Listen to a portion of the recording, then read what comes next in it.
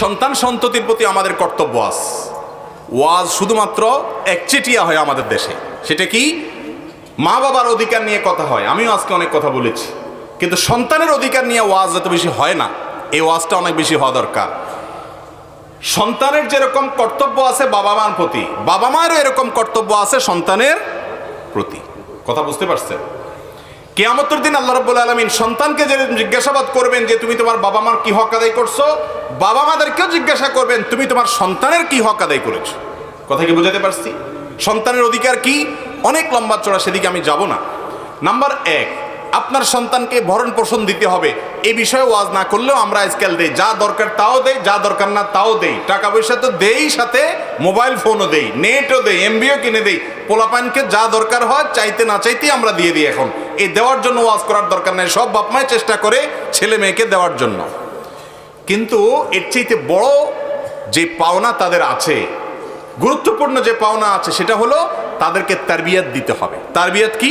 তারবিয়াত হলো তাদেরকে নীতি নৈতিকতা শিখাতে হবে, তাদেরকে আল্লাহর ভয় দেখাতে হবে, আল্লাহর সাথে সম্পর্ক করতে হবে, আল্লাহর সম্পর্কে ধারণা দিতে হবে। আল্লাহ কে?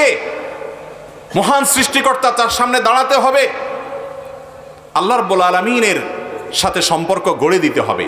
ভালো মানুষ হওয়ার জন্য সঠিক ট্র্যাকে তুলে দিতে হবে। ভালো মানুষ যেন সন্তান হয়, সেজন্য নিজেরা ভালো মানুষ হয়ে তার সামনে সেটার স্যাম্পল নমুনা পেশ করতে হবে, তাই সে যেন দেখে দেখে শিখতে পারে। ভালো মানুষ যেন হয়, সেজন্য ভালো প্রতিষ্ঠানে তাকে ভর্তি করাতে হবে।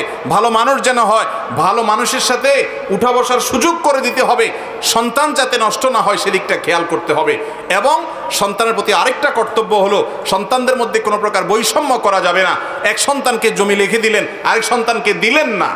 মেয়ে সন্তান দেখে তাদেরকে ঠকালেন, ছেলেদেরকে সব দিয়ে দিলেন, এগুলো অন্যায়। এই কাজগুলো যদি বাবা মা করেন, তাহলে সেক্ষেত্রে আপনি এক্ষেত্রে বান্দার হক নষ্ট করলেন, সন্তানের হক নষ্ট করলেন। মনে করছেন আমারই তো সন্তান, কি আর হবে না? কিয়ামতের ময়দানে এই সন্তান আল্লাহর আদালতে মামলা করবে আপনার বিরুদ্ধে যদি আপনি অবিচার করেন। এই জন্য বান্দার হকের মধ্যে সন্তানের হকটা অনেক গুরুত্বপূর্ণ। তাদেরকে ভরণ পোষণ দিতে হবে, তাদেরকে তারবিয়াত এবং সঠিক দীক্ষা দিতে হবে, মনুষ্যত্ব শেখাতে হবে, ভালো মানুষ হওয়ার জন্য চেষ্টা করতে হবে। শুধু ভালো স্কুল কলেজে চান্স পাওয়ার জন্য অস্থির হয়ে থাকবেন, ছেলে মানুষ হচ্ছে কিনা, নাকি পশুর আচরণ নিচ্ছে, সে আল্লাহকে চিনে কিনা, সে নামাজ পড়ে কিনা, তার ভিতরে ম্যানার্স আছে কিনা, সেগুলো খেয়াল রাখতে হবে। এটা তার পাওনা। যদি আপনি না দেন, কিয়ামতের ময়দানে এই ছেলে নষ্ট হওয়ার কারণে আপনাকে জবাবদিহি করতে হবে, কারণ আপনি তাকে সঠিক পথ দেখাননি। কথা কি বুঝাতে পারছি? এর পাশাপাশি সন্তানের মধ্যে সমতা বজায় রাখতে হবে। একজনকে মহব্বত করতে গিয়ে আরেকজনকে জুলুম করতে পারেন না। বিদেশ থেকে এক সন্তান টাকা কামাই করে পাঠাইছে, সারা জীবন টাকা আপনার নামে পাঠাইছে, আপনি জমি লিখে দিলেন আপনার নিজের নামে। এরপরে যেগুলো টোটো করে এলাকায় ঘুরছে ওইগুলোকেও জমির ভাগ দিয়ে দিলেন, আর ওই বেচারা তার জীবন শেষ করলো কামাই করতে করতে। এইরকম জুলুম অনেক বাপ মা করেন কি করেন না? এগুলো করা যাবে না। ইনসাফ করতে হবে, যার যতটুকু হক তাকে ততটুকু দিতে হবে। বিশেষ করে একটা অন্যায় তো বাংলাদেশে 1999 জন বাপ মা করেন, সেটা হলো সম্পদ থেকে মেয়েকে বঞ্চিত করা।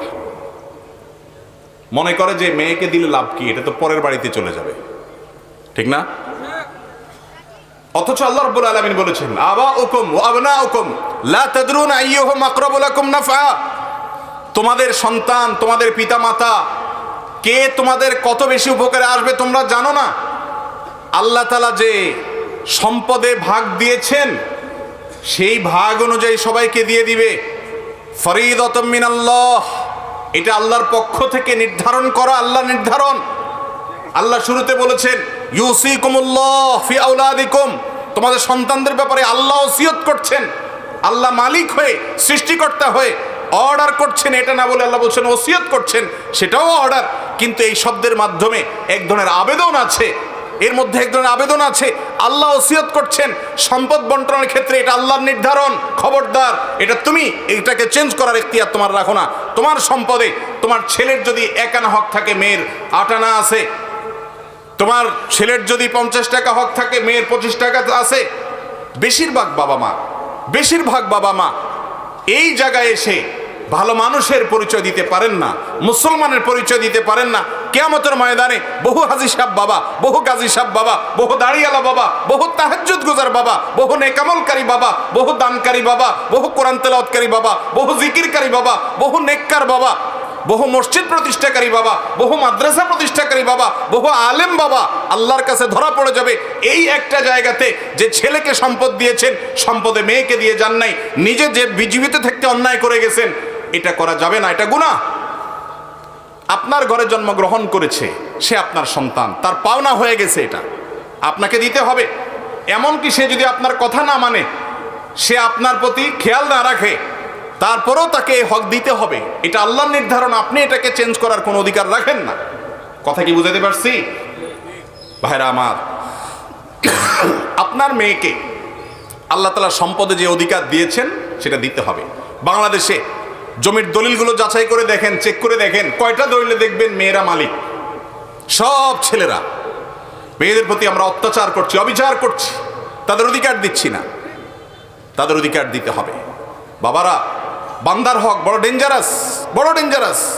ইয়াউমা ইয়াফিরুল মারউ মিন আখিহি ওয়া উম্মিহি ওয়া আবিহি, কিয়ামতের দিন সন্তান বাপকে দেখে পালাবে, ছেলে মেয়ে পরিচয় দিবে না সেদিন। আপনি এর আশা করেন না যে আমারই তো মেয়ে। অনেক বাপ মা আছে নিজের এই অবৈধ কর্মটাকে হালাল করার জন্য মেয়েকে ডেকে বলে, বা মা তোমাদেরকে আল্লাহ অনেক দিছে, এখন তোমরা তো যাই হোক বিয়ে শাদী হয়েছে, খরচ টরচ করছি, এখন এগুলো আমি এদেরকে দিতে চাই, তোমরা কি বলো? তো মেয়েরা শরমে পড়ে, লজ্জায় পড়ে, কি আর বলবে, ঠিক আছে আব্বা আপনি যেটা ভালো মনে করেন। হয় না, হয় না এরকম? অন্যায়, অবিচার, কোনো কাহিনী চলবে না। মেয়েকে জিজ্ঞেস করা যাবে না। কেন জিজ্ঞেস করবেন? জিজ্ঞেস করা মানে তাকে লজ্জায় ফেলে দেওয়া। বাধ্য হয়ে সে দিতে চায় না। ভাইদের সামনে, সবার সামনে জিজ্ঞাসা করবেন, সে বলবে না আমারটা আমাকে দিতে হবে, তাহলে তো ভাই বলবে বেটা তোমার আর জায়গা নাই। এগুলো অন্যায়।